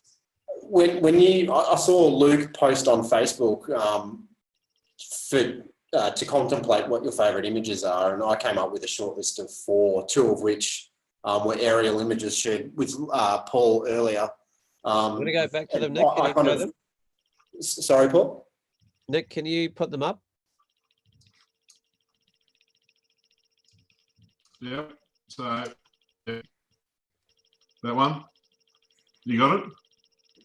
Yep. Yeah, that one there, that image there, and Scott doesn't know this, and I've kept this very secret to myself, but this is the reason why I took up aerial photography in the first place. I saw this image, and it was the first time that I'd actually seen an aerial image, and thought to myself, holy shitballs, that's amazing. I think I can do that myself. And because to me, it felt like a true representation, not a complete abstract. And I could reach out and feel and touch all the textures. There was a beautiful contrast, a beautiful light that balanced by a simple shape. And I just thought to myself, wow, that's really stunning work. And similarly, Tony's shot there, and in the same nature as Paul earlier, it was the body of work that image represents that really hits a chord with me. I sit down and read that Gert by Sea book once every fortnight with a cup of tea, and I just throw myself into it. It is a gorgeous book. Anyway, we're not here to talk about those. We'll bring up this image by Michael Scott Lees. It's of a snow gum on the main range in the high country of New South Wales. In fact, it's a place called Dead Horse Gap, a place that I've visited many times myself. I remember the first time that I saw this image, it was a hotel in Jindabyne. It stopped me in my tracks. The colours of that snow gum being just this patchwork of blues, yellows, reds, the whole twisted, gnarled, wind-tortured nature of the snow gum. The fact that it was actually taken in a blizzard, and you can tell that by the depth, the mist that actually sits behind the image. What have I done? Yeah, and having shot on 6:17 panoramic film before, that was an image that I personally strove to try and replicate. Certainly haven't successfully done that, but yeah, it's a wonderful image. Then the last image that I chose is an image that I think most people here would be familiar with. Okay. Yeah. And it's from Peter Dombrovskis. And here I've got it on his Simply book. Again, it's one of those images that when I first saw it just completely stopped me in my tracks. These three pandani, which are kind of the ancient relics of Gondwanaland, struck above the horizon in these craggy peaks. I think it's Mount Pegasus behind there, and just layer upon layer of mountains behind. It was an image that, being a mainlander, and not being familiar with, at the time, with the Tasmanian wild places, it was an image that I just thought to myself, geez, was that taken in the Jurassic era? How on earth does a place like this even exist? And at that point in time, I made a promise to myself that I'd get there. Not only to be selfish and to see that and capture that myself, but to pay tributes to Peter, who I can't speak with enough authority compared to Nick, Paul and Luke. I mean, the words that you've said about the gentlemen are truly special. So that led me on a 2-year journey alongside Luke to go and visit the Western Arthur Ranges. The first year that we attempted to get there, we were unfortunately blocked by bushfires. The second year we got there, and I distinctly remember the first time that I crested over the Sirius Ridge there and saw Mount Pegasus and Lake Oberon, which is the subject of this image. It was a profound impact on me. I'd never seen anything as beautiful, or could even imagine anything as beautiful as what I'd saw. So the Western Arthurs are in remote southwest Tasmania. It's a mountain range that I think is only about 20 kilometres long. Despite the fact that it's only 20 kilometres long, there's something like 42 major peaks, 30 odd lakes. And if you look at it on side profile, it's like a saw blade. It's unbelievable. So I guess why this image? As part of that trip to the Western Arthurs, I was fortunate to write an article for Australian Geographic alongside Luke. And it actually, we were fortunate enough, or Luke was fortunate enough to interview Liz Dombrovskis. And just one anecdote about this image that I think will resonate with a lot of people is the fact that you can see in the clearing that that little yellow section is down by the shores of Lake Oberon. Now that's where you camp when you're on the Western Arthurs Range, if you were actually intending to photograph in this region.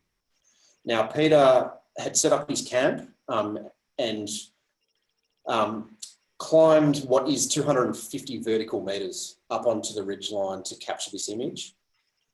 He captured this image in 1988. So he was using his slide film at the time, which is a cumbersome beast. So by the time you actually set up your camera, you've composed it, believe it or not, with the old sheet over the top of you. You've actually composed it upside down. He realised that his tent was viewed in his viewfinder in the middle of that image. So many of us modern photographers would say, oh, that's not an issue, we'll just get out the clone stamp tool and take it out. Peter actually walked down the mountain, which is about a 45-minute one-way trip, and 250 vertical meters, sections of which are near vertical. It was absolutely, well, I was shitless, to be honest. And I see Luke there laughing. But so Peter left his camera there, walked down, packed his tent up, hid it behind a bush, climbed back up and captured this image. And that was the man's dedication to his art. And that anecdote has just stuck with me ever since. Mm. So this is a very, very, very meaningful image to me. Yeah, no, I echo Tim's sentiments about it being as meaningful as well, and it's certainly what has encouraged me to explore some of Tasmania's more hard to get to locations, and it's really, I think I could quite comfortably say it's changed my life, to be quite honest. Yeah, it's a really fascinating story to be part of. Awesome. So I'll just mute myself because you're not here to listen to me. Yeah, great sharing, Tim. Thank you, my friend. Yep, thanks, Tim. That was awesome. Luke, did you want to introduce the next image? Yes. Speaker? We've got two more. They're around still.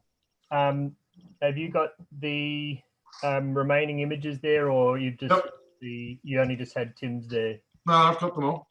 Oh yeah. So the next one we'll go with is Angela Shaker's image that she had, which is also a Peter Dombrovskis image. I don't know if Angela's on the line. Oh, there you are, Angela. Did you want to speak a little bit about this image? It won't let me open it. It's not letting you move it across. Can you open it up? What is it? Or something. Is that a JPEG marker? Hang on. Is that the John Voskis one in the Yeah, just give me a sec. I'll Google it. Oh dear, oh dear. Sorry for the technical glitches. Sorry about that. I'll find it. Images. Okay. Save images. Save this type. Oh no, it's a WebP file. Okay, that's weird. Maybe just share the browser window, Nick. Yep, I'll do that. Yeah, good idea. Let's do that. Oh, I can't even do that.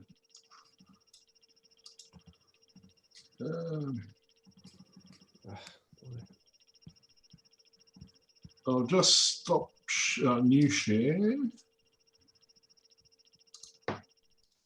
Hooray! Oh, now I've done it.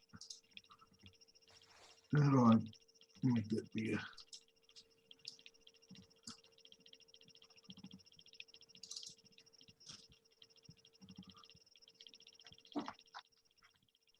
Right, there we go. That'll do.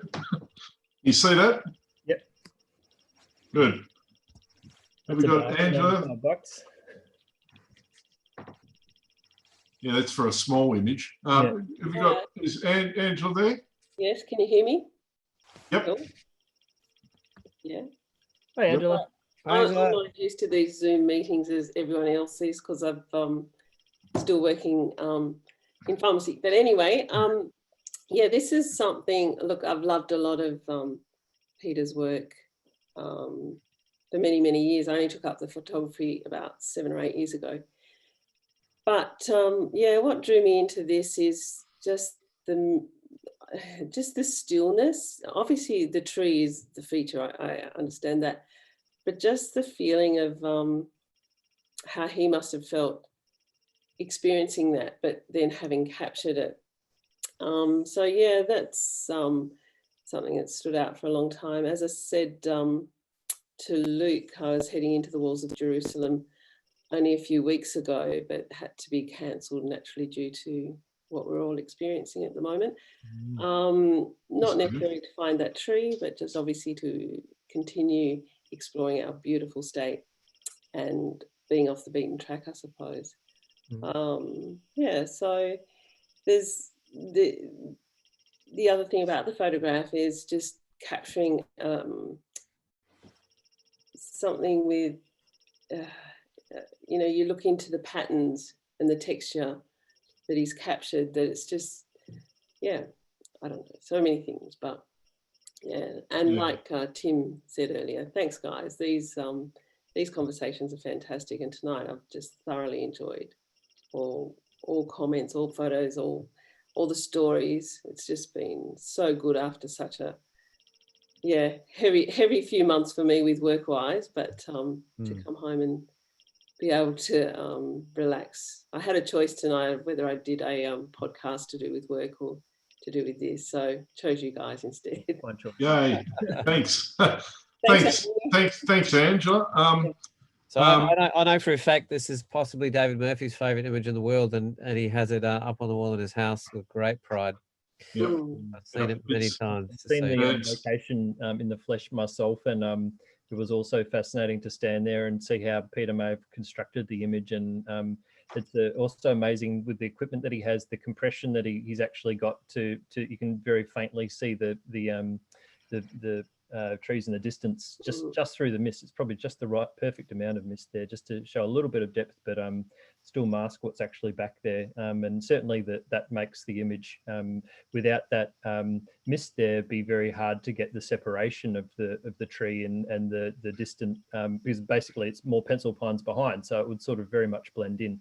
And so the fog acts as a kind of a mask there that actually really enables you to highlight the amazing figure of the tree. And so it's and so if you tried to capture it without those conditions, it would certainly have nowhere near the same feel to it.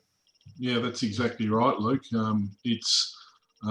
I've been there as well. In fact, I was there at the exact same time you were, Luke. I think we met for the very first time in person, right there, or almost right there. And the tree itself it's taller than you'd think, but the branch that really makes this off to the right, unfortunately, that branch has been damaged, and it no longer looks the same as it does. I think it's dead, isn't it? I don't think there's any leaves left on it from memory. Yeah, it's sort of broken a bit, and it doesn't look nearly as good as it does here. I mean, this is a pencil pine.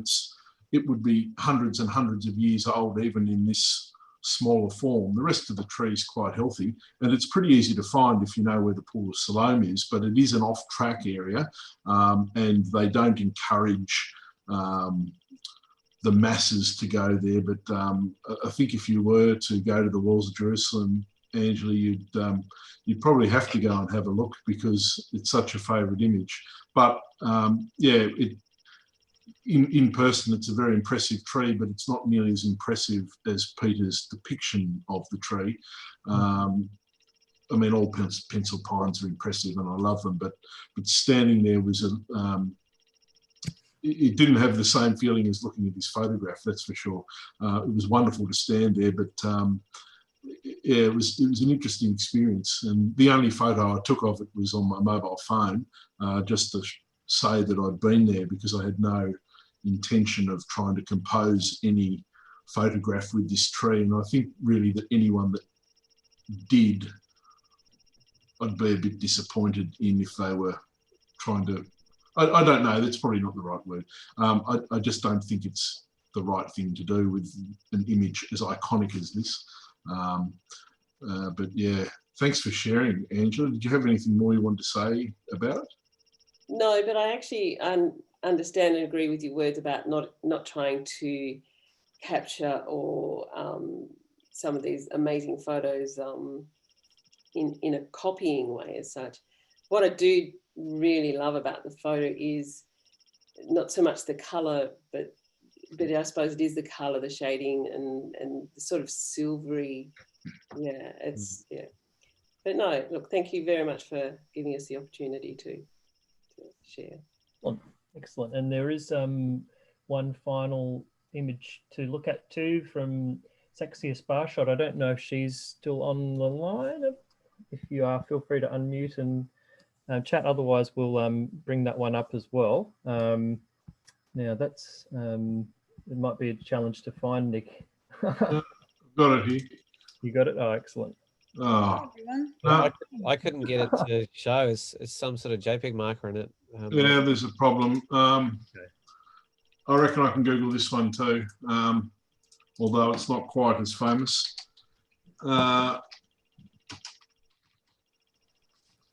It's one of Cam's, is it? Yeah, it's Cam Blake's shot. Yeah. I should have a link to the URL here somewhere. I should have got that ready. Got it. Oh, this is a, well, it's not the same version.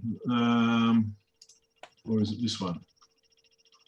Well, it's almost the same. Anyway, I'll bring it. I'll have to share the screen differently again.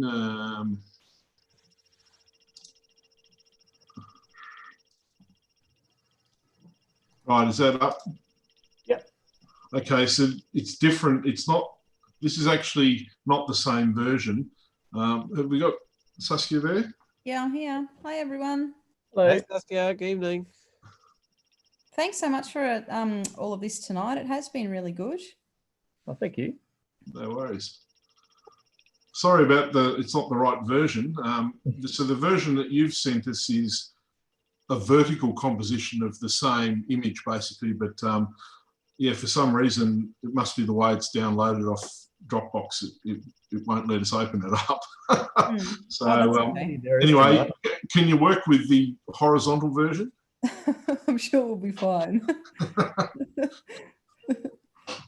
Yeah, no, look, the reason why I shared this one, first of all, I happen to know Cam personally, and he's just a really nice fellow, which, you know, when you know the photographer as well, it sort of, I don't know, makes a bit of a difference too.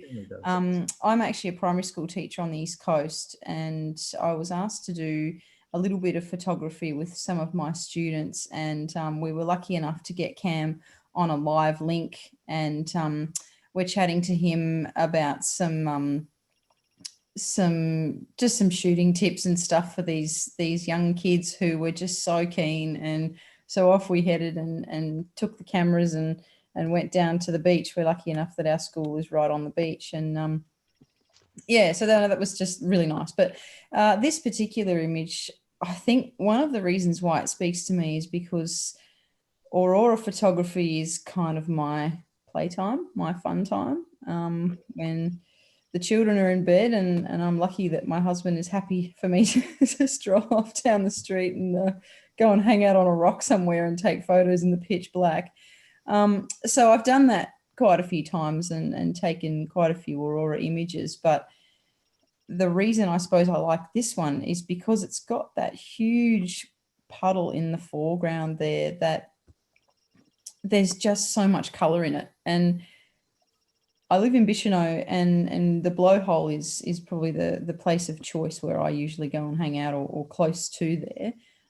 There's never this much water in the foreground to get such a huge amount of colour. So and not only that, with the white balance is probably something I want to keep learning a little bit more about, because these colors are quite different to what I usually get in mine. Mine are a lot more red and yellow, so I suppose that's a warmer white balance there. But yeah, just the fact that there's so much color, and the purples and the greens, and yeah, I can only imagine how exciting it must have been to sit down at the tessellated pavement and take this image. So that's why it's one of my favorites. And thank you for letting me share it. Mm. Yeah, absolutely. And yeah, it must have been a hell of a show to like, that's quite a high angle there to capture the aurora right up that high. And certainly the portrait version really shows that even much more, which I think shows it much more impressively, especially with the reflections in the foreground. So that's true. Yeah, absolutely. So, that's great. Well, thanks so much for sharing that with us. Thank you for having me. Oh, you're welcome. So I think that actually brings us to the end of the meeting, the show tonight.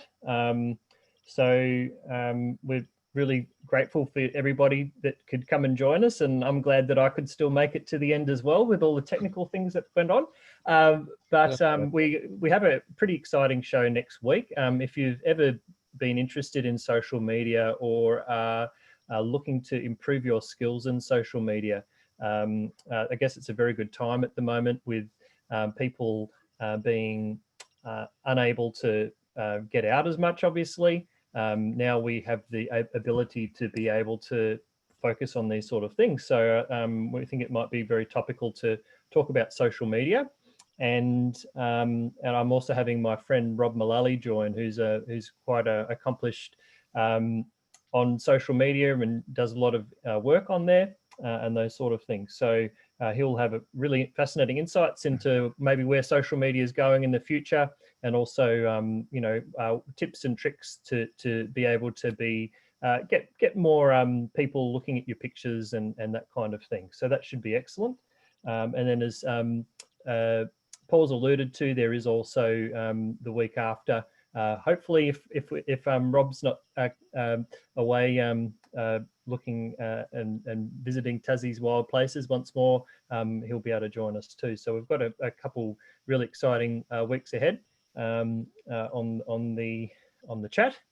So we'll put out some more information about that in due course. You guys have anything else to add? Oh, just an impressive staying power. We've pretty much still got most of the people who started out, so that's pretty impressive. But it says as much about you as anything. I think this easily. I've so thoroughly enjoyed this, and I didn't really know what images Nick and Luke were going to bring up as well, and they certainly didn't know what I was going to bring out. So there's a lot of energy, I guess, building up to this for me personally, and it's I felt just really engaged and present and quite moved by the different kind of thought processes behind what makes up memorable and emotive and engaging imagery. It's a deep question that all of us will be dancing with for the rest of our lives, and as long as we're looking at images. So thanks for your patience and awareness, and I really love your insight, Nick, and your fantastical knowledge around the places and the people in particular of a lot of the images we've been presented. So thanks for bringing that to the fore, my friend. Cheers, mate. I've thoroughly enjoyed it as well, and I'll happily talk about my favourite images and your favourite images, particularly if they're Tasmanian, anytime you want with anyone. I cannot stop talking about people like Peter Dombrovskis and Chris Bell and Rob Blakers and Dennis Harding and Ted Mead and Grant Dixon and Paul Holan and Luke Sharkey and David Murphy and everyone. And I could do it all day, and this has obviously been a wonderful opportunity. So thank you for coming. I actually won't be here next week for the social media one. I'll be at work, which is probably a good thing because I don't really know a lot about social media and I don't pay as much attention to it as others. So I can't really give any expert insight into it. So it's probably a good one for me to sit out, but I'll be back in a couple of weeks, hopefully when Rob is with us as well, and that will be right up my alley. So look forward to seeing you in a couple of weeks. Thanks, everyone. Right on. And in case you're wondering, Mr. Sharkey is a bit of a freaking guru and at all of this kind of stuff. And you don't, if you look at the zeros on the end of his Instagram account, they might give you more of an idea.